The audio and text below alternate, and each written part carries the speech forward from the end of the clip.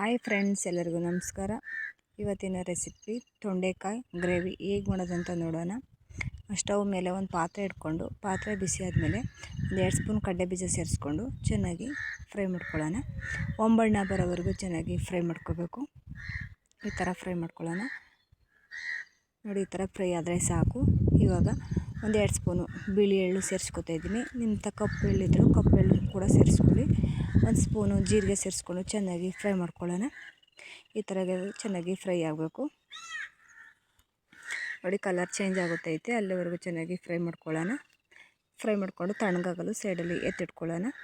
ಈಗ ಮತ್ತೊಂದು ಸ್ಟವ್ ಮೇಲೆ ಒಂದು ಪಾತ್ರೆ ಇಟ್ಟು ಪಾತ್ರೆ ಬಿಸಿ ಆದಮೇಲೆ ಒಂದು 2 ಸ್ಪೂನು ಎಣ್ಣೆ ಸೇರಿಸ್ಕೊಳ್ಳೋಣ. ಎಣ್ಣೆ ಬಿಸಿ ಆದಮೇಲೆ ಸಾಸಿವೆ ಸೇರಿಸ್ಕೊಳ್ಳೋಣ. ಸಾಸಿವೆ ಚಿಟಪಟ ಆದಮೇಲೆ 1-2 ಕಡ್ಡಿ ಕರಿಬೇವು, ಒಂದು ಮೀಡಿಯಮ್ ಸೈಜು ಉದ್ದಕ್ಕೆ ಹಚ್ಚಿರೋ ಈರುಳ್ಳಿ ಸೇರಿಸಿ ಚೆನ್ನಾಗಿ ಫ್ರೈ ಮಾಡ್ಕೊಳ್ಳೋಣ. ಹಸಿ ಸ್ಮೆಲ್ ಹೋಗೋವರೆಗೂ ಚೆನ್ನಾಗಿ ಫ್ರೈ ಮಾಡ್ಕೋಬೇಕು. ಈಗ ಈರುಳ್ಳಿ ಸಾಫ್ಟಾಗಿ ಬೇಯೋಕ್ಕೆ ಒಂದು ಸ್ವಲ್ಪ ಉಪ್ಪು ಸೇರಿಸ್ಕೊಂಡು ಚೆನ್ನಾಗಿ ಫ್ರೈ ಮಾಡ್ಕೊತಾ ಇದ್ದೀನಿ. ಈ ಥರ ಫ್ರೈ ಮಾಡಿಕೊಂಡು ಇವಾಗ ತೊಂಡೆಕಾಯಿ ಸೇರಿಸ್ಕೊಳ್ಳೋಣ. ತೊಂಡೆಕಾಯಿನೂ ಸೇರಿಸ್ಕೊಂಡು ಎಲ್ಲ ತೊಂಡೆಕಾಯಿನೂ ನೀಟಾಗಿ ತೊಳೆದು ನೀಟಾಗಿ ಸೇಜೆ ಹಚ್ಕೊಂಡಿದೆ ಉದ್ದಕ್ಕೆ. ಇದನ್ನು ಕೂಡ ಸೇರಿಸ್ಕೊಂಡು ಚೆನ್ನಾಗಿ ಫ್ರೈ ಮಾಡ್ಕೊಳ್ಳೋಣ. ಹಸಿ ಸ್ಮೆಲ್ ಹೋಗೋವರೆಗೂ ಚೆನ್ನಾಗಿ ಫ್ರೈ ಮಾಡಿಕೊಂಡು ಇದು ಒಗ್ಗರಣೆಲೆ ಒಂದು ಸ್ವಲ್ಪ ಫ್ರೈ ಆಗಲಿ. ಒಂದು ಮುಚ್ಚಳ ಮುಚ್ಚಿ ಬಿಡೋಣ. ಇವಾಗ ಫ್ರೈ ಆಗೋ ಹೊತ್ತಿಗೆ ಮಿಕ್ಸಿ ಜಾರಿಗೆ ಕಡಲೆ ಬೀಜ, ಎಳ್ಳು, ಜೀರಿಗೆ ಎಲ್ಲನೂ ಪುಡಿ ಮಾಡ್ಕೊಂಬರೋಣ. ಈಗ ಮೀಡಿಯಮ್ ಸೈಜು ಟೊಮೆಟೊನ ಸೇರಿಸ್ಕೊತಾ ಇದ್ದೀನಿ. ಇಲ್ಲ ಟೊಮೆಟೊ ನೀವು ರುಬ್ಬಕ್ಕಾಗಲಿಲ್ಲ ಅಂದರೆ ಒಗ್ಗರಣೆಗಾರ ಸೇರಿಸ್ಕೊಬೋದು. ನಾನು ರುಬ್ಬಕ್ಕೆ ಹಾಕ್ತಾ ಇದ್ದೀನಿ. ಈಗ ಈ ಥರ ಪೇಸ್ಟಾಗಿ ಇದಾಗಿದೆ. ಇವಾಗ ತೊಂಡೆಕಾಯಿಗೂ ಫ್ರೈ ಆಗಿದೆ. ನೋಡಿ, ಈ ಥರ ಫ್ರೈ ಆಗಿದೆ. ಚೆನ್ನಾಗಿರುತ್ತೆ. ಈ ಥರ ಫ್ರೈ ಮಾಡಿಕೊಂಡು ಮಾಡೋದ್ರಿಂದ ಚೆನ್ನಾಗಿರುತ್ತೆ. ಇವಾಗ ಒಂದು 1/4 ಸ್ಪೂನಷ್ಟು ಅರಿಶಿನ ಪುಡಿ, ಚಿಕ್ಕ ಸ್ಪೂನಲ್ಲಿ ಅದನ್ನು ಕೂಡ ಹಾಕಿ ಚೆನ್ನಾಗಿ ಫ್ರೈ ಮಾಡ್ಕೊಳ್ಳೋಣ. ಹಸಿ ಸ್ಮೆಲ್ಲೆಲ್ಲ ಹೋಗೋವರೆಗೂ ಚೆನ್ನಾಗಿ ಫ್ರೈ ಮಾಡ್ಕೋಬೇಕು. ಇವಾಗ ರುಬ್ಬಿರೋ ಮಸಾಲೆನೂ ಸೇರಿಸ್ಕೊಳ್ಳೋಣ. ರುಬ್ಬಿರೋ ಮಸಾಲೆನೂ ಸೇರಿಸ್ಕೊಂಡು ಒಂದು ಸಲ ಮಿಕ್ಸ್ ಮಾಡ್ಕೊಳ್ಳೋಣ. ಈ ಥರ ಮಿಕ್ಸ್ ಮಾಡಿಕೊಂಡ್ರೆ ಸಾಕು. ಇವಾಗ ಜಾರ್ ತೊಳೆದು ನೀರನ್ನು ಕೂಡ ತೊಳೆದು ಒಂದು ಸ್ವಲ್ಪ ಸೇರಿಸ್ಕೊಳ್ಳೋಣ. ಸೇರಿಸ್ಕೊಂಡು ಒಂದು ಸಲ ಮಿಕ್ಸ್ ಮಾಡ್ಕೊಳ್ಳೋಣ. ಈ ಥರ ಅದರಲ್ಲೇ ಗೊಜ್ಜಲ್ಲೇ ಫ್ರೈ ಆಗಬೇಕು. ರುಬ್ಬಿರೋ ಮಸಾಲೆಯಲ್ಲೇ ಫ್ರೈ ಆಗಬೇಕು. ಅಲ್ಲಿವರೆಗೂ ಚೆನ್ನಾಗಿ ಫ್ರೈ ಮಾಡ್ಕೋಬೇಕು. ಈ ಥರ ಒಂದು ಸಲ ಮಿಕ್ಸ್ ಮಾಡ್ಕೊಬಿಟ್ಟು ಇವಾಗ ಒಂದು ಗೋಲಿ ಗಾತ್ರದ್ದು ಒಂದು ನಿಂಬೆಹಣ್ಣು ನೆನೆ ಹಾಕಿದೆ ನೀರಲ್ಲಿ. ಅದನ್ನ ಕಿವುಚ್ಕೊಂಡು ಹುಣ್ಸೆಹಣ್ಣು ರಸನೂ ಸೇರಿಸ್ಕೊತಾ ಇದ್ದೀನಿ. ಹುಣಸೆ ರಸನೂ ಸೇರಿಸ್ಕೊಂಡು ಚೆನ್ನಾಗಿ ಮಿಕ್ಸ್ ಮಾಡ್ಕೊಳ್ಳೋಣ. 1 ಸ್ಪೂನ್ ಸಾಂಬಾರು ಪುಡಿ ಸೇರಿಸ್ಕೊತಾ ಇದ್ದೀನಿ. ನಿಮಗೆ ಸಾಂಬಾರು ಪುಡಿ ಇಲ್ಲ ಅಂದರೆ 1 ಸ್ಪೂನು ಖಾರದ ಪುಡಿ, 1 ಸ್ಪೂನ್ ಧನಿಯಾ ಪುಡಿ ಸೇರಿಸ್ಕೊಳ್ಳಿ. ಒಂದು ಸಲ ಮಿಕ್ಸ್ ಮಾಡ್ಕೊಳ್ಳೋಣ. ಮಿಕ್ಸ್ ಮಾಡ್ಕೊಬಿಟ್ಟು ಒಂದು ಮುಚ್ಚಳ ಮುಚ್ಚಿ ಕುದಿಯಲು ಬಿಡೋಣ. ಮಸಾಲೆ ಎಲ್ಲ ಹಿಡಿಬೇಕು, ಅಲ್ಲಿವರೆಗೂ ಚೆನ್ನಾಗಿ ಕುದಿಯಲು ಬಿಡೋಣ. ಈಗ ಕುದ್ದಿದ್ದಾಗಿದೆ. ಒಂದು ಸಲ ಮಿಕ್ಸ್ ಮಾಡ್ಕೊಬಿಟ್ಟು ನಮಗೆ ಎಷ್ಟು ಗೊಜ್ಜು ಬೇಕೋ ಅಷ್ಟು ನೀರು ಸೇರಿಸ್ಕೊಳ್ಳೋಣ. ನೀರನ್ನು ಸೇರಿಸ್ಕೊಂಡು ಒಂದು ಸಲ ಮಿಕ್ಸ್ ಮಾಡ್ಕೊಳ್ಳೋಣ.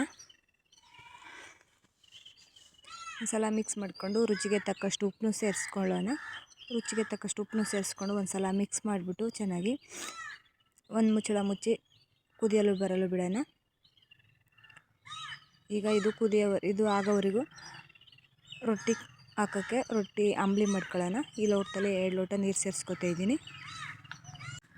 2 ಲೋಟ ನೀರು ಸೇರಿಸ್ಕೊಂಡಿದ್ದಾಗಿದೆ. ಇವಾಗ ಉಪ್ಪು ಸೇರಿಸ್ಕೊತಾ ಇದ್ದೀನಿ. ರುಚಿಗೆ ತಕ್ಕಷ್ಟು ಉಪ್ಪನ್ನು ಸೇರಿಸ್ಕೊಂಡು ಇದರಲ್ಲಿ 1.5 ಸ್ಪೂನ್ ಆಗೋವಷ್ಟು ಅಕ್ಕಿ ಹಿಟ್ಟು ಸೇರಿಸ್ಕೊತಾ ಇದ್ದೀನಿ. ಅಕ್ಕಿ ಹಿಟ್ಟು ಸೇರಿಸ್ಕೊಂಡು ಒಂದು ಸಲ ಮಿಕ್ಸ್ ಮಾಡ್ಕೊಳ್ಳೋಣ. ಈ ಥರ ಮಿಕ್ಸ್ ಮಾಡ್ಕೋಬೇಕು. ಈ ಥರ ಮಿಕ್ಸ್ ಮಾಡ್ಕೊಂಡು ಒಂದು ಕೈ ಆಡಬೇಕು, ಹಂಗೆ ತಿರುಗ್ತಾ ಇರಬೇಕು. ನೋಡಿ, ಈ ಥರ ಅಂಬ್ಲಿ ಥರ ಬಂದಿದೆ. ಈ ಥರ ಇವಾಗ ಅಕ್ಕಿ ಹಿಟ್ಟು ಸೇರಿಸ್ಕೊಳ್ಳೋಣ. 1-2 ಕಪ್ ಆಗೋವಷ್ಟು ಅಕ್ಕಿ ಹಿಟ್ಟು ಸೇರಿಸ್ಕೊತಾ ಇದ್ದೀನಿ. ಇಲ್ಲಿ ಅಕ್ಕಿ ಹಿಟ್ಟನ್ನ ಸೇರಿಸ್ಕೊಂಡು ಒಂದು ಸಲ ಮಿಕ್ಸ್ ಮಾಡ್ಕೊಳ್ಳೋಣ. ಈ ಥರ ಮಿಕ್ಸ್ ಮಾಡಬೇಕು ಚೆನ್ನಾಗಿ. ಈ ಥರ ಮಿಕ್ಸ್ ಮಾಡ್ಕೊಂಡು ಇದು ಸುಡ್ತಾ ಇರುತ್ತೆ. ಕೈಯಲ್ಲಿ ಮುಟ್ಟಕ್ಕಾಗಲ್ಲ. ಸ್ಪೂನಲ್ಲೇ ಈ ಥರ ಇದು ಮಾಡ್ಕೊಂಡು ಇದು ಮಾಡಬೇಕು. ನೋಡಿ, ಈ ಥರ ಬಂದಿದೆ. ಇದು ಸುಡ್ತಾ ಇರುತ್ತೆ. ಆರಿದ್ಮೇಲೆ ಒಂದು ಸ್ವಲ್ಪ ಮಿತ್ಕೊಳ್ಳೋಣ. ಇವಾಗ ತೊಂಡೆಕಾಯಿ ಗ್ರೇವಿ ರೆಡಿಯಾಗಿದೆ. ನೋಡಿ, ಈ ಥರ ಒಂದು ಸಲ ಮಿಕ್ಸ್ ಮಾಡಿದರೆ ತೊಂಡೆಕಾಯಿ ಎಲ್ಲ ಬೆಂದಿದೆ. ಚೆನ್ನಾಗಿರುತ್ತೆ. ಇದು ದೋಸೆ, ಇಡ್ಲಿಗೆ, ರೊಟ್ಟಿಗೆಲ್ಲ ಚೆನ್ನಾಗಿರುತ್ತೆ. ನೀವು ಒಮ್ಮೆ ಟ್ರೈ ಮಾಡಿ, ಸೂಪರಾಗಿರುತ್ತೆ. ಇವಾಗ ಇದು ರೊಟ್ಟಿ ಕಲಿಸ್ಕೊಳ್ಳೋಣ. ರೊಟ್ಟಿ ಹಾಕೋಕ್ಕೆ ನೋಡಿ, ಈಗ ಆರಿದೆ, ತಣ್ಣಗಾಗಿದೆ. ಈಗ ಕೈಲೇ ಕಲಿಸ್ಕೊಳ್ಳೋಣ. ಈ ಥರ ಚೆನ್ನಾಗಿ ಕಲಿಸ್ಕೋಬೇಕು. ಹಿಟ್ಟು ಕಲಿಸ್ದೊಟ್ಟು ನೀಟಾಗಿ ರೊಟ್ಟಿ ಬರುತ್ತೆ. ಹಿಟ್ಟನ್ನು ಆದಷ್ಟು ರೊಟ್ಟಿ ನೀಟಾಗಿ ಬರುತ್ತೆ. ರೊಟ್ಟಿ ನೀಟಾಗಿ ಚೆನ್ನಾಗಿ ಬರುತ್ತೆ. ಈ ಥರ ನಾದ್ಕೊಂಡಿದ್ದಾಗಿದೆ. ನೋಡಿ, ರೊಟ್ಟಿ ರೆಡಿಯಾಗಿದೆ. ಈಗ ಸ್ಟವ್ ಆನ್ ಮಾಡಿಬಿಟ್ಟು ಸ್ಟವ್ ಮೇಲೆ ಒಂದು ತೇವೆ ಇಟ್ಕೊತಾ ಇದ್ದೀನಿ. ತೇವೆ ಕಾಯಕ್ಕೆ ಇಟ್ಕೊಂಡು ರೊಟ್ಟಿ ಹಾಕ್ಕೊಳ್ಳೋಣ. ಈಗ ರೊಟ್ಟಿ ಮಣೆ ಮೇಲೆ ಒಂದು ಸ್ವಲ್ಪ ಹಿಟ್ಟು ತೊಗೊಂಡು ಈ ಥರ ಮಿತ್ಕೋಬೇಕು. ಚೆನ್ನಾಗಿ ಈ ಥರ ಮಿತ್ಕೊಬಿಟ್ಟು ರೊಟ್ಟಿ ಮಣೆ ಮೇಲೆ ಒಂದು ಸ್ವಲ್ಪ ಹಿಟ್ಟು ಪೌಡ್ರ್ ಹಾಕ್ಕೊಂಡು ಈ ಥರ ತೊಡ್ಕೋಬೇಕು. ಈ ಥರ ತೊಡ್ಕೊಂಡು ನೋಡಿ, ಈ ಥರ ತೊಡ್ಕೋಬೇಕು. ನಾವು ಎಷ್ಟು ಅಗಲ ತೊಡ್ತೀವೋ ಅಷ್ಟು ಅಗಲನೂ ಬರುತ್ತೆ. ಈ ಥರ ತೊಟ್ಟಿದ್ರೆ ರೊಟ್ಟಿ ಮೊದಲೇ ಒಂದು ಹಾಕಿದೆ, ನೀರು ಸವರ್ಕೊತಾ ಇದ್ದೀನಿ. ಈ ಥರ ನೀರು ಸವರ್ಕೊಂಡು ಕೈಯಿಂದ ಮಡ್ಚಿ ಹಾಕ್ಕೊಳ್ಳೋಣ. ಈ ಥರ ಮಡ್ಚಿ ಹಾಕ್ಕೊಳ್ಬೇಕು. ನೀಟಾಗಿ ಬೇಯಿಸ್ಕೋಬೇಕು. ಒಲೆಯಲ್ಲಿ ಮಾಡಿದರೆ ನೀಟಾಗಿ ಬರುತ್ತೆ. ಇಲ್ಲಿ ಗ್ಯಾಸ್ ಮೇಲೆ ಮಾಡ್ತಾ ಇದ್ದೀನಿ, ಹಂಗಾಗಿ ನೀಟಾಗಿ ಬರೋಲ್ಲ. ಹಂಚೆಲ್ಲ ನೀಟಾಗಿ ಬೇಯಿಸ್ಕೋಬೇಕು.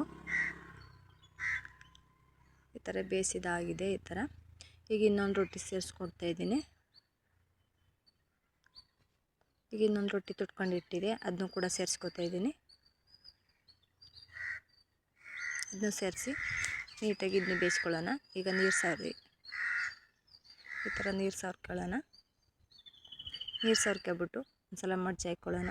ನೀವು ಬೇಕಾದ್ರೆ ಬಟ್ಟೆ ಹೆಚ್ಕೊಂಡು ಬಟ್ಟೆಲ್ಲಾರ ಸವರ್ಕೋಬೋದು ನೀರು. ನಾನು ಕೈಯಲ್ಲೇ ಸವರ್ಕೊತಾ ಇದ್ದೀನಿ. ಈ ಥರ ಸುತ್ತ ಬೇಯಿಸ್ಕೊಳ್ಳೋಣ. ನೋಡಿ, ಈ ಥರ ಬೆಂದಿದ್ದಾಗಿದೆ ರೊಟ್ಟಿ. ಈಗ ತೊಂಡೆಕಾಯಿ ಗ್ರೇವಿನೂ ರೆಡಿಯಾಗಿದೆ. ನೋಡಿ, ಸೂಪರಾಗಿರುತ್ತೆ. ರೊಟ್ಟಿ ಜೊತೆ ಮತ್ತು ದೋಸೆ ಜೊತೆಯಲ್ಲೂ ಸೂಪರಾಗಿರುತ್ತೆ. ಪೂರಿ ಚಪಾತಿಗೆಲ್ಲ ಸೂಪರಾಗಿರುತ್ತೆ. ಇದು ನೀವು ಒಮ್ಮೆ ಟ್ರೈ ಮಾಡಿ. ಈ ಥರ ನಾನು ರೊಟ್ಟಿ ಜೊತೆ ಮಾಡಿದ್ದೀನಿ. ಈ ವಿಡಿಯೋ ಇಷ್ಟ ಆಗಿದೆ ಅಂದ್ಕೊಂಡಿದ್ದೀನಿ. ಇಷ್ಟ ಆದರೆ ಲೈಕ್ ಮಾಡಿ, ಸಬ್ಸ್ಕ್ರೈಬ್ ಮಾಡಿ, ಶೇರ್ ಮಾಡಿ, ಸಪೋರ್ಟ್ ಮಾಡಿ. ಮತ್ತೊಂದು ವಿಡಿಯೋ ಜೊತೆ ಸಿಗೋಣ. Bye bye, take care.